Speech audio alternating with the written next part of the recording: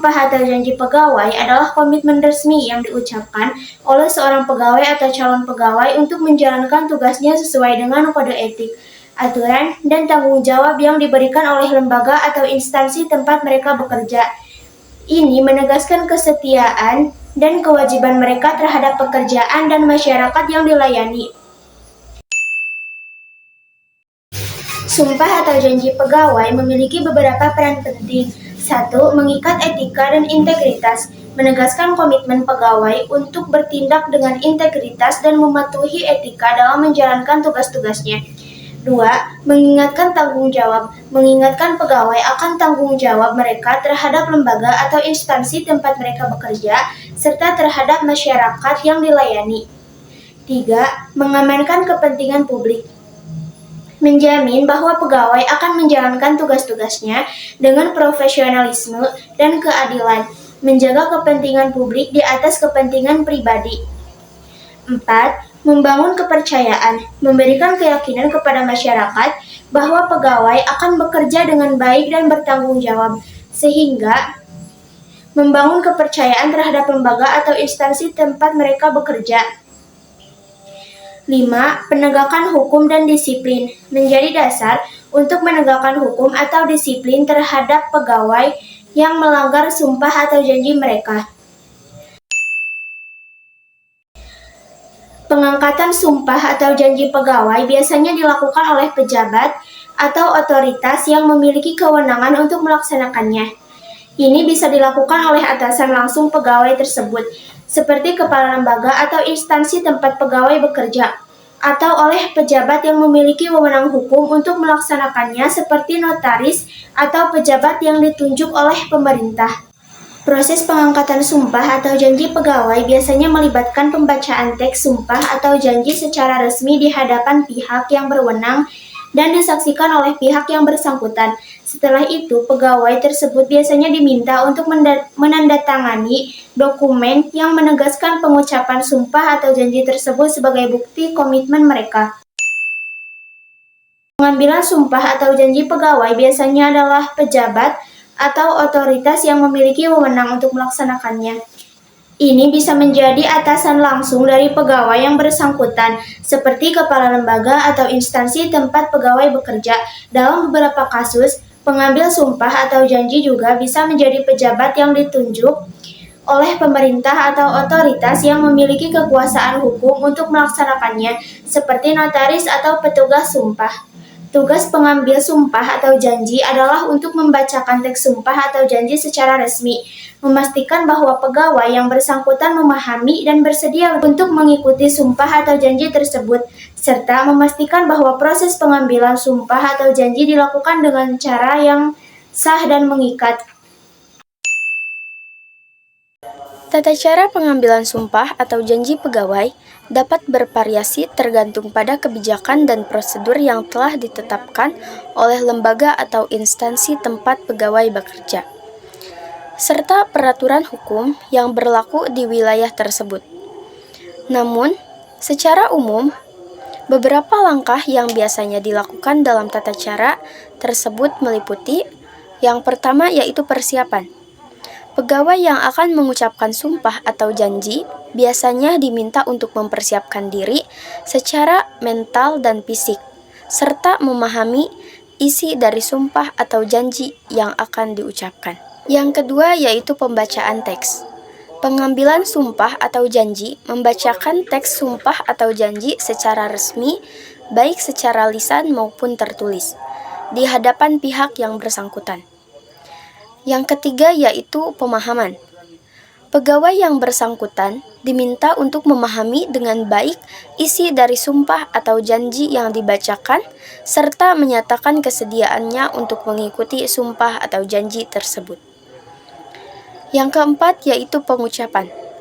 Pegawai tersebut kemudian mengucapkan sumpah atau janji dengan jelas dan tegas di hadapan pengambil sumpah atau janji, serta saksi yang hadir jika diperlukan. Yang kelima yaitu penanda tanganan.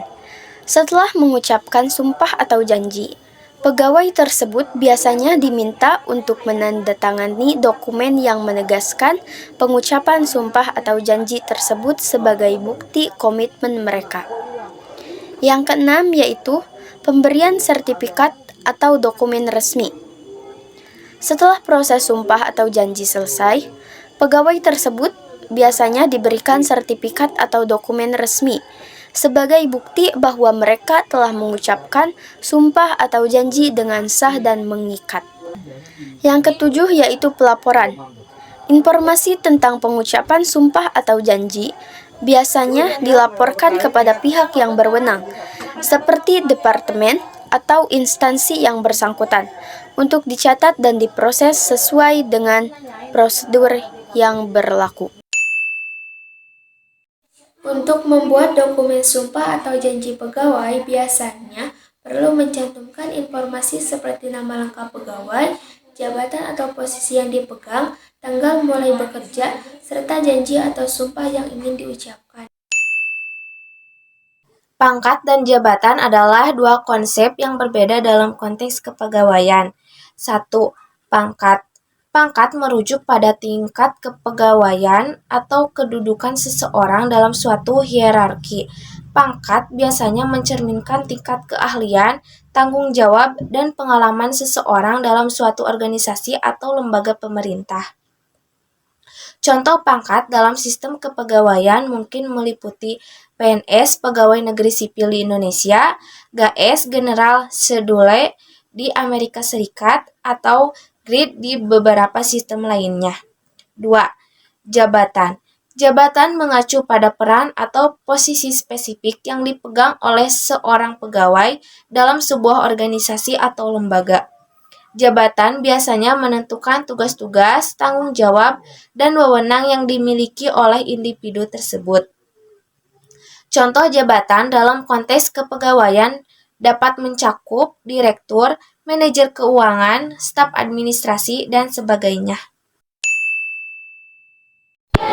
Dalam konteks kepegawaian, terdapat perbedaan antara jabatan struktural dan jabatan fungsional.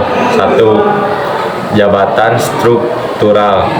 Jabatan struktural merujuk pada posisi atau peran yang terintegrasi ke dalam struktur organisasi formal. Jabatan ini biasanya terkait dengan hierarki dan struktur organisasi secara keseluruhan. Contohnya termasuk kepala bagian manajer operasional atau kepala subdirektorat. Jabatan struktural seringkali memiliki tanggung jawab yang sudah ditetapkan dan terkait dengan pengelolaan sumber daya, pengambilan keputusan, dan koordinasi dalam suatu departemen atau unit organisasi.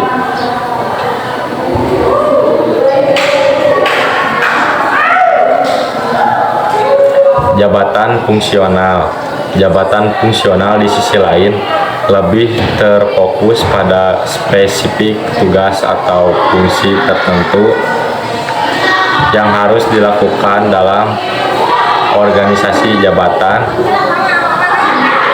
Ini tidak selalu terkait langsung dengan hierarki organisasi, tetapi lebih berkaitan dengan keahlian atau keterampilan tertentu yang diperlukan untuk menyelesaikan pekerjaan dengan efektif. Contohnya termasuk analisis keuangan, desainer grafis, atau spesialis teknis. Jabatan fungsional seringkali lebih fleksibel dan dapat melintasi batas hierarki organisasi.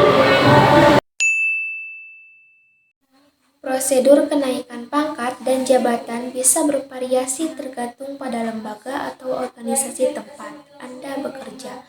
Namun, secara umum, Prosedur tersebut melibatkan evaluasi kinerja, pemenuhan syarat-syarat tertentu, seperti pengalaman kerja dan pendidikan, serta persetujuan atasan atau otoritas yang bersangkutan. Biasanya ada formulir atau dokumen yang harus diisi dan diajukan sebagai bagian dari proses tersebut. Juga, pelatihan tambahan atau sertifikasi seringkali diperlukan untuk kenaikan pangkat atau jabatan tertentu. Dokumen DUK atau Daftar Urut Kepangkatan pegawai biasanya disusun oleh bagian personalia atau SDM atau sumber daya manusia. Dokumen ini mencatat informasi tentang pegawai, termasuk data pribadi, riwayat pekerjaan, pelatihan yang telah diikuti, serta evaluasi kinerja. Setiap organisasi atau lembaga mungkin memiliki format yang berbeda untuk dokumen DUK-nya, tetapi umumnya mencakup informasi tentang jabatan, pangkat, masa kerja, dan pencapaian lainnya yang relevan.